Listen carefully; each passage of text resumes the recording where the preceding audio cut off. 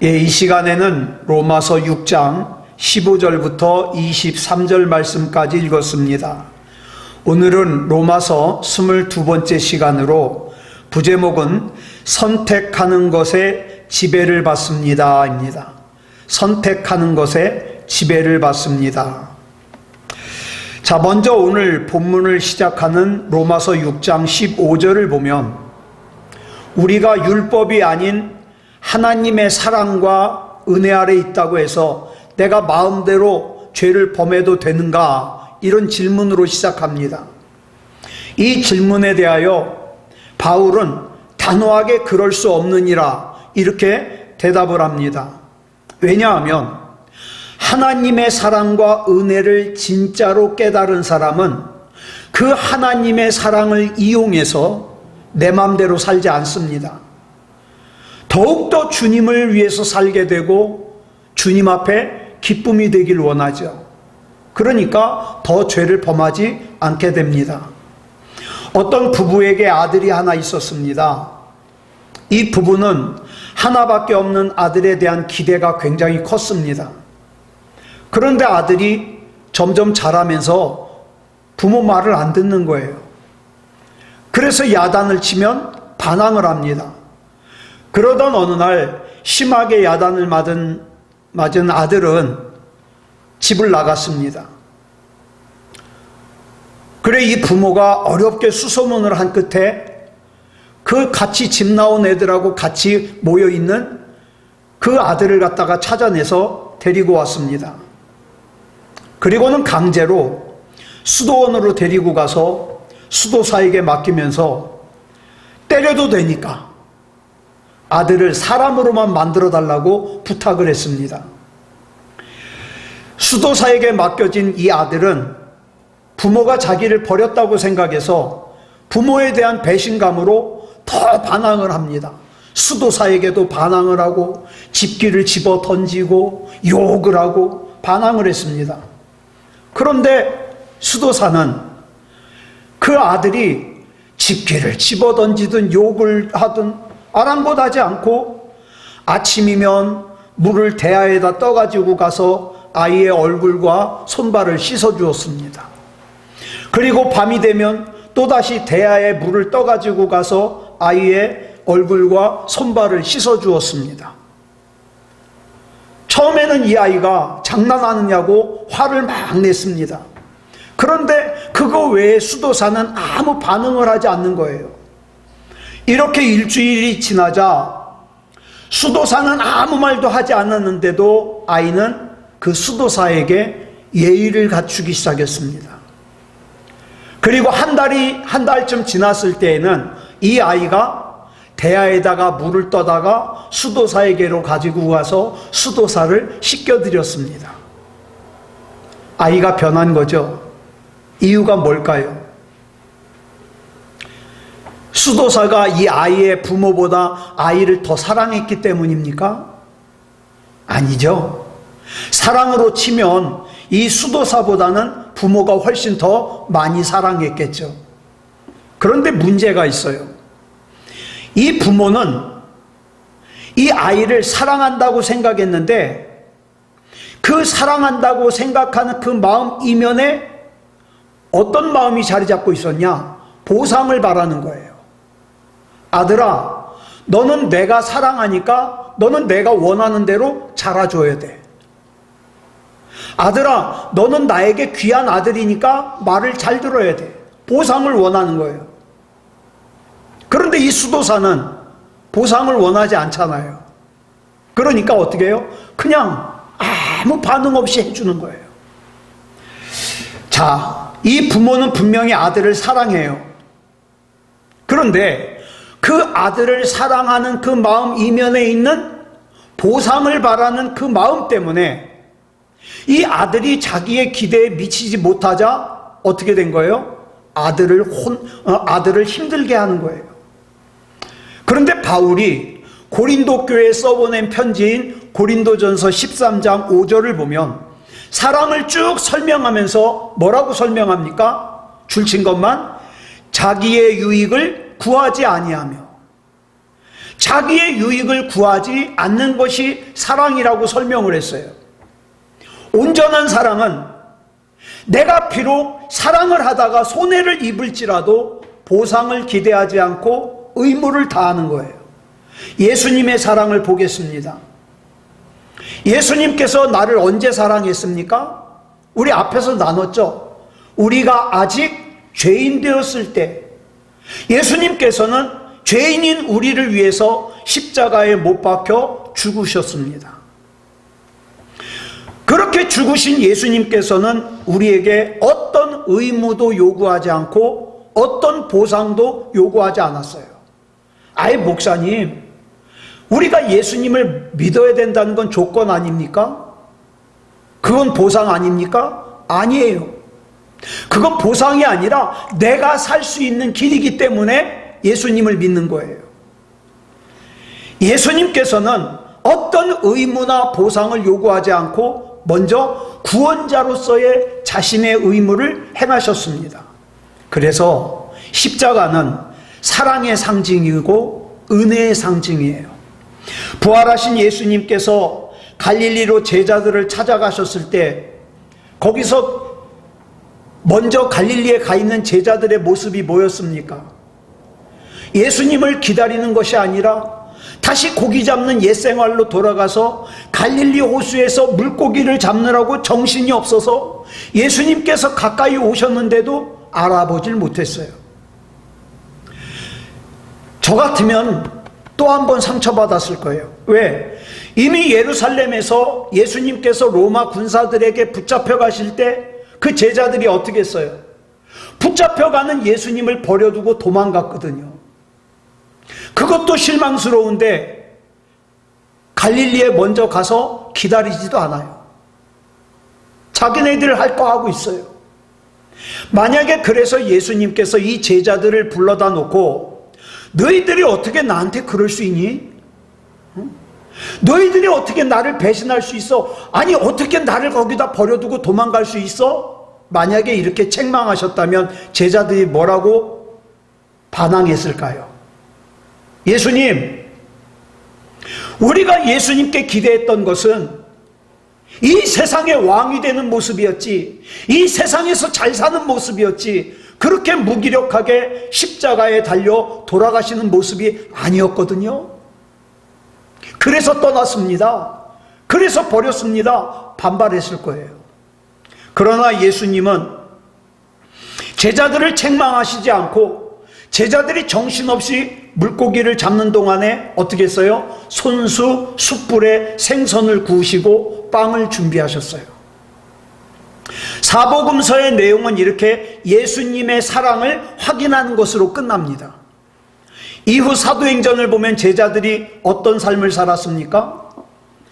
주님께서 이끄시는 곳이라면 순교의 자리라도, 목이 잘리는 자리라도, 몸이 반으로 잘리는 자리라도, 살가죽이 다 벗겨지는 자리라도 마다하지 않고 가서 순종하고 순교를 당했거든요. 그러므로 하나님께서 자꾸 용서만 하시고 사랑과 은혜만 베풀어 주시면 오히려 더 죄를 짓지 않겠습니까? 이 질문은 사랑을 너무 모르는 거예요.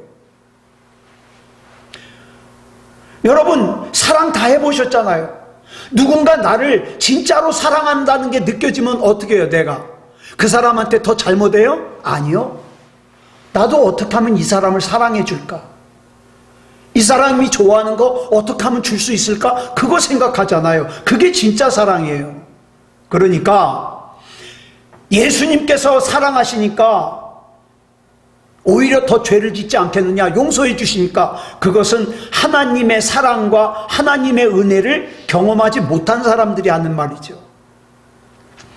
미국의 찰스 알렌 박사라는 분이요, 미국 전역에 있는 크리스찬들을 표본으로 해서 신앙 상태를 조사를 했습니다.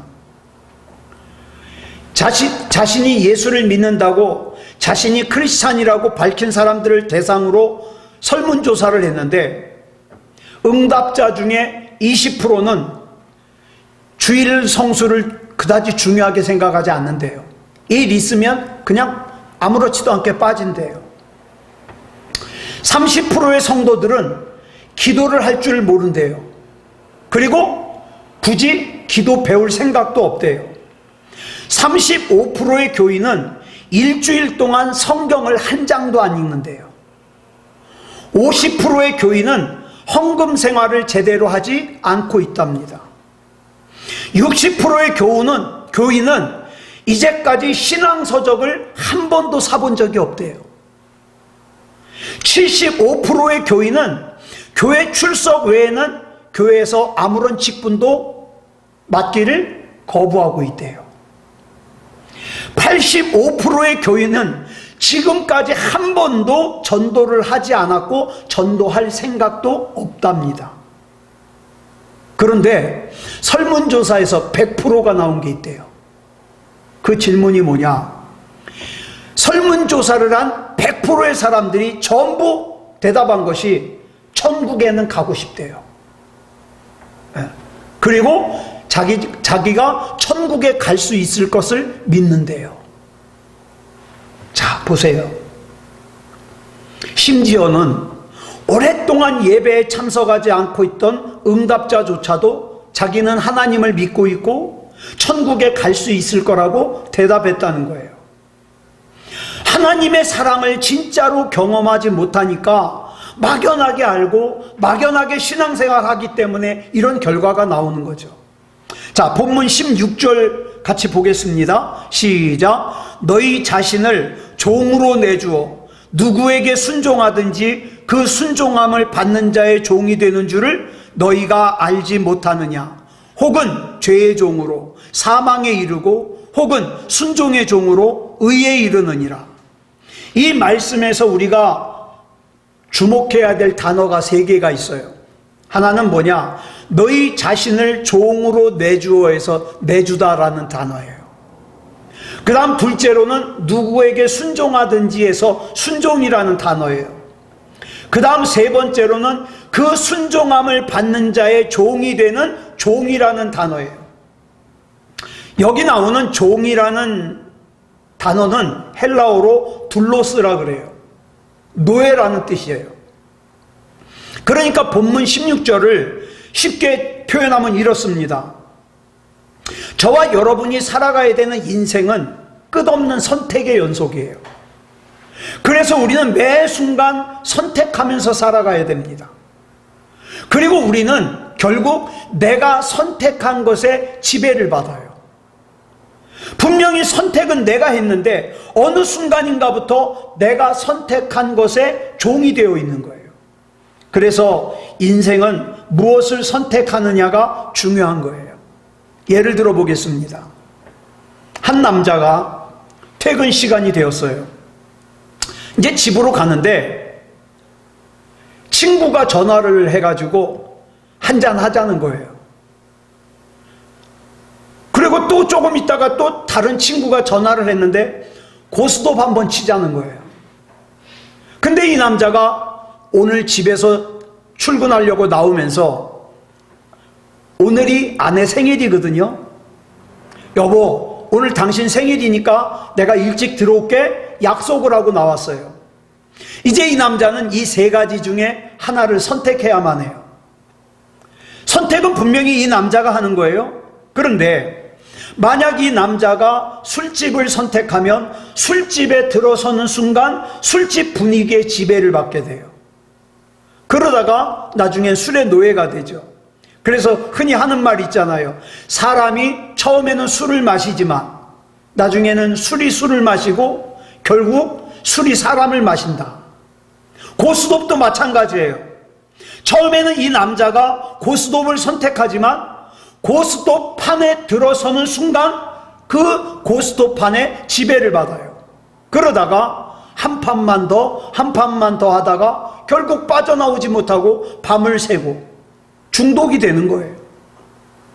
그런데 만약에 이 남자가 집을 선택하게 되면 집에 가가지고 집에 벨을 누르기 전까지만 해도 친구랑 한잔 하러 갈 걸 그랬나? 친구랑 고스톱 칠 걸 그랬나? 괜히 집으로 일찍 왔나? 뭐 여러 가지 생각이 들겠죠. 그런데 벨을 누르고 집에 들어서는 순간 그 사람은 이내 그 집의 분위기에 지배를 받아서 가정적인 사람이 되는 거예요. 이처럼 우리가 죄를 주인으로 모실 것인가, 진리를 주인으로 모실 것인가 선택하게 되죠. 그리고 우리는 그 선택에 따라서 죄의 종이 되든지 의의 종이 되든지 결정이 되는 거예요. 어느 날 다윗이 잠이 오질 않아서 왕궁 옥상으로 올라가서 서성이고 있었죠. 그러다가 우연히 한 여자가 목욕하는 것을 훔쳐보게 됐어요. 여기까지는 우연이에요.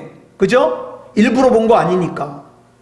그런데 그 다음에 다윗은 죄를 선택했어요. 그 여인을 데려오라 그래서 간음을 저지른 거예요. 다윗은 한 번 죄를 선택한 것인데 그 한 번 죄를 선택한 이후 어떻게 해요? 그 죄를 숨기기 위해서 계속 죄의 지배를 받는 거예요. 그러다가 어디까지 갑니까? 그 여자 밧세바의 남편인 우리아를 죽게 만들어요. 이와 반대로 우리가 진리를 선택하면 그때부터는 진리가 우리를 지배합니다. 하나님 말씀을 선택하면 하나님 말씀이 나를 지배합니다. 진리가 우리 삶의 주인이 되어 날이 갈수록 어떻게 해요? 진리의 열매를 맺게 되겠죠. 자, 본문 17절 보겠습니다. 시작. 하나님께 감사하리로다. 너희가 본래 죄의 종이더니 너희에게 전하여 준 바 교훈의 본을 마음으로 순종하여. 자, 여기서 바울은 무엇 때문에 하나님께 감사한다 그랬습니까? 하나님께서 사랑과 은혜를 베풀어 주심으로 내가 바른 선택을 할 수 있도록 인도해 주셔서 감사합니다. 여러분, 저와 여러분은 내가 결심한다고 바른 선택하는 거 아니에요.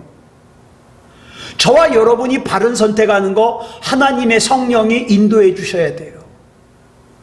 저와 여러분의 가족이 바른 선택하는 거 하나님의 성령이 인도해 주셔야 돼요. 그래서 우리는 바른 선택하게 해달라고 끊임없이 기도해야 됩니다. 그래서 하나님께서 사랑과 은혜로 우리를 구속해 주시지 않았다면 우리는 결코 바른 선택을 할 수 없었을 거예요. 여러분 아시잖아요. 지금까지 살아오면서 내가 바른 선택을 하지 못한 적이 얼마나 많아요. 그런데 그 이후로 끊임없이 하나님 앞에 기도하는 거예요. 하나님께서 인도해 주시옵소서. 성령님께서 붙잡아 주시옵소서. 오늘 하루도 바른 선택할 수 있도록 인도해 주시옵소서. 기도하는 거예요. 그러면 하나님께 감사드리는 삶을 살 수 있고 하나님 앞에서 바른 선택의 삶을 살 수 있어요. 그러면 그 바른 선택의 삶이라는 게 무엇이냐? 하나님의 뜻, 하나님의 말씀대로 따르는 삶이에요. 자, 본문에서 바울은 주님의 말씀을 뭐라고 표현했냐? 너희에게 전하여 준 바 교훈의 본이라고 표현했어요. 우리가 바른 선택을 한다는 것, 주님의 말씀을 따른다는 것은 곧 주님의 말씀을 내 삶의 본으로 삼는다는 거예요. 제가 어저께 극동방송을 듣는데 어떤 남자 권사님이 간증을 하는 게 나오더라고요. 이분은 건축업을 하는 분인데 매일 새벽 5시에 출근을 한대요.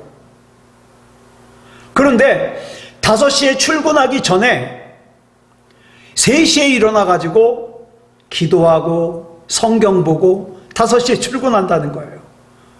그런데 어느 날 갑자기 어떤 같은 교회 권사님이 성경을 쓰는 걸 보게 됐대요. 성경을 필사. 그래가지고 권사님 그거 어떻게 하는 거예요? 그랬더니 그 권사님이 얼른 가가지고 펜하고 책을, 성경 쓴 책을 갖다 주더래요. 올 1월부터 성경 필사를 시작했는데 지금 민수기를 쓰고 있답니다. 그래서 제가 그 방송을 이렇게 들으면서 얼마나 은혜를 받았는지 몰라요. 자, 기도하니까 어떻게 해요? 바른 선택하게 되고, 바른 선택하니까 하나님이 기뻐하시고, 주님의 말씀을 본으로 삼는다는 것은 본문이 가르쳐 주듯이 마음으로 순종하는 거예요. 순종이라는 건 행동입니다. 순종은 그냥 선언이나 또는 관념이 아니에요. 내가 하나님께 순종한다? 그러면 내가 행동하는 거예요. 앞에서도 계속 말씀드렸다시피 믿음은요, 입으로만 내가 하나님을 믿는다고 말하는 그 말이 아니에요. 생각으로만 믿는다고 하는 게 아니에요. 뭐예요? 내 삶으로 믿는 거예요. 내 삶으로 하나님의 뜻을 선택하고 내 삶으로 하나님의 말씀을 선택하고 순종하는 거. 하나님의 말씀에 순종해서 그 진리의 말씀이 내 삶으로 드러나야 돼요. 이게 진짜 믿음이에요. 순종할 때는 물질이나 육체가 아니라 가장 중요한 게 뭐예요? 마음으로 순종하는 거예요. 하나님의 말씀에. 마음으로 순종하면 다 따라가게 돼 있어요. 다 따라가게. 그래야 생각도 순종하고 사지백체 몸도 순종하고 내게 있는 모든 것이 비로소 하나님 것이 되는 거예요. 하나님, 이거 다 하나님 것이니까 하나님께서 사용하세요. 나의 손을 드립니다. 나의 발을 드립니다. 제 머리도 드립니다. 하나님이 사용하십시오. 하나님께서는 우리가 마음으로부터 순종하기를 원하셔요. 마음으로 순종할 때에만 우리 믿음이 고백에서 그치지 않고 내 삶의 실천으로 이어질 수 있는 거예요. 하나님의 말씀에 믿음으로 또 마음으로 순종하는 삶은 하나님 앞에서 올바른 선택을 하는 삶이죠. 또 하나님께 그것을 감사하는 삶이죠. 그러다 보니까 어떻게 해요? 삶이 거룩해지는 거예요. 성화가 되는 거예요. 이건 두 가지 때문인데, 첫째로는 우리가 진리의 말씀에 순종하면 더 이상 죄에 매이지 않고 죄로부터 단절될 수가 있어요. 본문 18절 줄친 것만 볼까요? 시작. 죄로부터 해방되어. 많은 사람들이 죄를 끊지 못해서 괴로워합니다. 고통스러워해요. 이 죄를 버리는 것이 어렵다고 생각해요. 그런데 본문은 매우 간단하게 설명하고 있어요. 빛이 있으면 어둠은 자동으로 없어져요. 생명이 있으면 죽음은 자동으로 없어져요. 진리가 있으면 죄는 사라지게 돼 있어요. 아까 그 남자가 집에 들어가기 전까지는 선택의 여지가 있잖아요. 술 마시러 갈까, 고스톱 치러 갈까, 집에 갈까 갈등이 되지만 집에 들어선 순간 뭐로부터 자유로워요? 술 마시는 거로부터 단절되고 자유로워요. 고스톱 치는 거로부터 단절되고 자유로워요. 마찬가지로 진리에 순종하면 죄의 문제는 저절로 해결이 돼요. 우리가 더 이상 죄의 노예가 되고 싶지 않다면 우리 마음이 진리로 들어가야 돼요. 그 외에는 다른 도리가 없죠. 그 다음에 둘째로 우리가 진리의 말씀에 마음으로 순종하면 의의 지배를 받게 되기 때문이에요.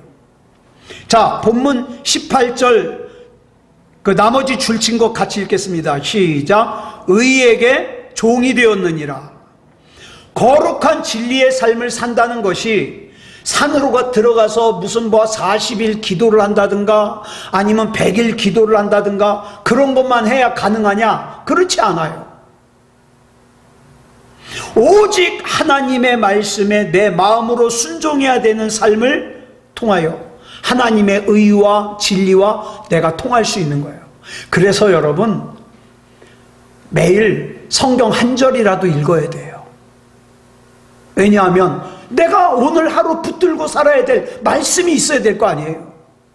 내가 오늘 하루 올바른 선택을 할 수 있는 말씀이 있어야 될 거 아니에요. 그러면 우리가 어떻게 해야 그 진리의 말씀에 순종할 수 있는가? 내가 죄인 되었을 때 나를 구속해 주신 주님의 사랑 때문에, 그 사랑이 우리를 항상 깨우쳐주고 인도해 주시니까 내가 죄를 조금만 지면 더 몹시 괴로운 거예요. 불편한 거예요. 그러면 어떻게 해요? 하나님, 나 이 죄로 인하여 불편함 주신 거 감사합니다. 하나님 이 죄 용서해 주세요. 기도할 수 있잖아요. 그래 감사하게 되는 거죠. 무식한 갈릴리 어부들이 어떻게 의로운 사도가 될 수 있었습니까? 주님의 사랑을 영혼으로 몸으로 깨닫고, 그걸 깨닫는 순간 이 제자들이 어떻게 해요? 자기의 전부를 주님께 드릴 수 있었어요. 바로 그 사랑이, 그 주님의 사랑이 이 시간에도 저와 여러분과 함께 계시는 거예요. 주님의 사랑이 오늘 이 시간 하나님을 예배할 수 있는 이 자리로 우리를 인도해 주신 거예요. 이 사실을 믿는다면,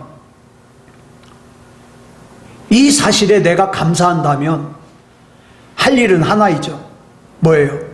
내 평생 동안 하나님의 말씀에 마음으로 순종하고 하나님의 말씀을 내 본으로 삼는 거예요.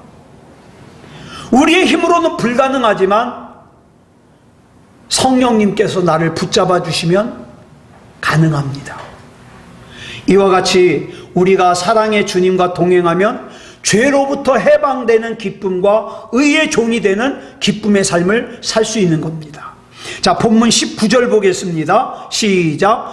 너희 육신이 연약함으로 내가 사람의 예대로 말하노니 전에 너희가 너희 지체를 부정과 불법에 내주어 불법에 이른 것 같이 이제는 너희 지체를 의에게 종으로 내주어 거룩함에 이르라. 여기서 너희 육신이 연약함으로 내가 사람의 예대로 말하노니, 이 말은 너희의 깨달음이, 너희가 잘 못 깨달으니까 인간의 삶을 예로 들어서 쉽게 설명해 주겠다 이 말이에요. 그러면서 뭐랍니까? 너희가 이제껏 부정과 불법을 저지르기만 했지 선하고 의로운 일 한 게 있냐? 근데 이 말씀이요, 예수님을 안 믿는 사람들에게 하는 말이 아니에요. 우리가 예수님을 믿는다고 고백하면서도 구원받은 사람으로서의 거룩한 삶을 살지 못하면 여전히 나는 뭐예요? 불의한 삶을 사는 거예요. 자, 우리가 불법, 불의한 삶을 경계해야 되는 이유가 뭐냐? 본문 20절로 21절에 나와요. 시작. 너희가 죄의 종이 되었을 때에는 의에 대하여 자유로웠느니라. 너희가 그때 무슨 열매를 얻었느냐? 이제는 너희가 그 일을 부끄러워하나니 이는 그 마지막이 사망임이라.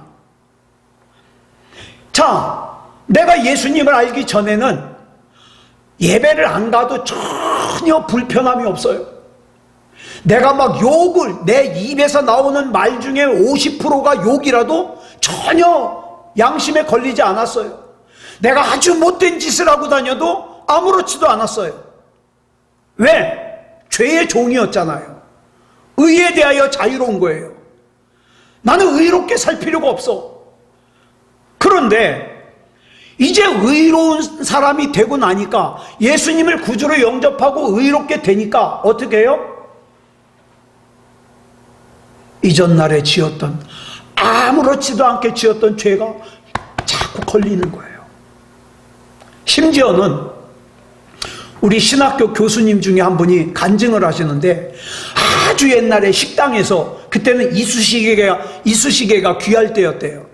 밥을 먹고 이쑤시개가 한 통 있으니까 거기서 반절을 갖다가 꺼내가지고 주머니에 넣고 온 것까지 회개했다는 거예요. 네. 만일 예수 그리스도 밖에서 불의한 방법으로 재물을 얻었어요. 그러면 내가 불의한 방법으로 재물을 얻었다는 건 뭐예요? 누군가의 눈에서 피눈물을 흘리게 한 거죠. 만약에 내가 예수 그리스도 밖에서 불의한 방법으로 권세를 얻었다면 그것은 내가 누군가를 짓밟았다는 뜻이잖아요. 이에 대하여 야고보서 5장 4절이 이렇게 말씀하고 있어요. 시작. 보라, 너희 밭에서 추수한 품꾼에게 주지 아니한 삭시 소리 지르며 그 추수한 자의 우는 소리가 만군의 주의 귀에 들렸느니라. 이 굉장히 무서운 말씀이에요. 내가 주머니에 많은 것을 가지고 사람들 앞에서 당당하게 살지라도 하나님께서 듣고 계신 건 뭐예요? 나 때문에 고통당한 사람들의 신음소리예요. 나 때문에 고통당한 사람들의 울음이에요. 나로 인하여 누가 우는 소리가 하나님 앞에 상달돼서 하나님께서 들으신다면 그 결과는 나에게 사망으로 온다는 거예요. 그래서 예수님께서 뭐라 그랬어요? 너희가 예배를 드리다가 다른 사람에게 원망 들을 만한 일이 있으면 재물을 거기다 그대로 두고 빨리 가서 그 사람과 화해하고 와라. 왜? 내가 그 사람과 화해하지 못한 상태에서 그 사람이 우는 울음소리가, 그 사람이 눈물로 기도하는 소리가 하나님 앞에 들리면 그건 나한테 사망으로 오니까. 그래서 본문 23절에서 이렇게 말씀하고 있어요. 시작.